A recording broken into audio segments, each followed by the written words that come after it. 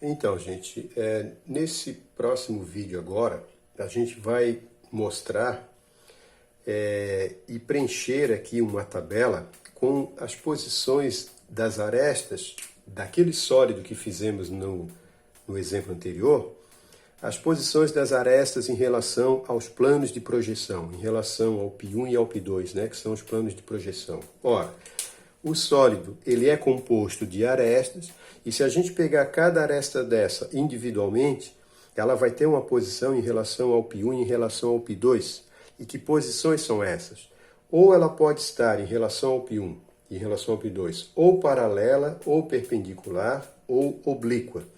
E aí aquelas arestas que nós já vimos anteriormente, que são essas que estão indicadas aqui, que estão pertencentes ao sólido, a gente vai preencher aqui cada coluna dessa, né, e vamos indicar se a aresta B ela é paralela, perpendicular ou oblíqua ao π1 e preencher esse espaço. E a mesma coisa com o π2, né?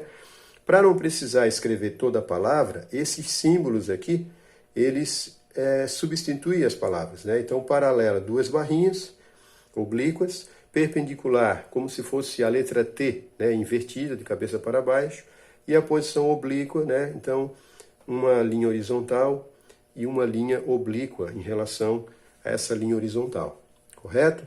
Então, vamos ver aqui uma por uma. O segmento AB. Esse segmento AB ele está nessa posição aqui. Então, a gente tem que visualizar agora em relação ao plano π1 e verificar se ele está em uma dessas posições. Uma delas sempre vai ser. Então, a gente pode constatar aqui que o AB, ponto A e ponto B, eles estão à mesma distância do π1. Significa, então, que esse segmento AB ele é paralelo ao π1. Então, a gente vem aqui, essas duas barrinhas, né? E agora, o mesmo segmento AB em relação ao π2. Em relação ao π2 também é paralelo. Então, nós vamos ter também essa barrinha aqui, certo? O segmento BC em relação ao π1, né? Na hora que a gente fez lá a representação em épura, na etapa anterior, a gente viu que o ponto B e o ponto C, eles também tinham a mesma altura da linha de terra, a mesma cota.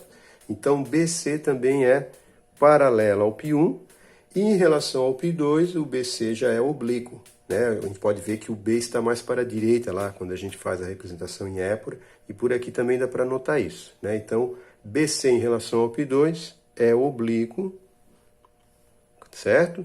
E agora o segmento AC também tem as mesmas características desse BC, AC em relação ao π1, paralelo, em relação ao π2, oblíquo, certo? O segmento DE também é paralelo e paralelo, paralelo ao π1 e paralelo ao π2.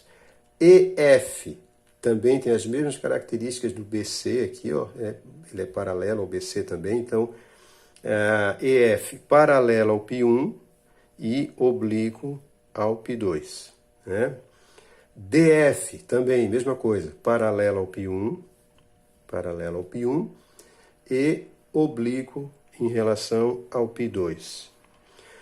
O segmento AD, notem que ele está vertical aqui, né, em relação ao π1, então ele é perpendicular ao π1 e paralelo ao π2. Paralelo ao π2.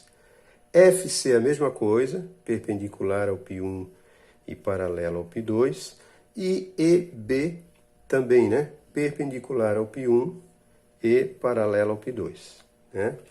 Então essas são as posições, né, de cada segmento ou de cada aresta isoladamente, né? Sobraram 3 espaços aqui. Normalmente, né, esse sólido ele é um sólido composto de poucos vértices, poucas faces, poucas arestas, mas em alguns deles a gente tem uma tabela maior, né, que vai acrescentando aqui para baixo, correto? Então essas são, né, as posições das arestas em relação aos planos com relação a esse sólido específico, certo?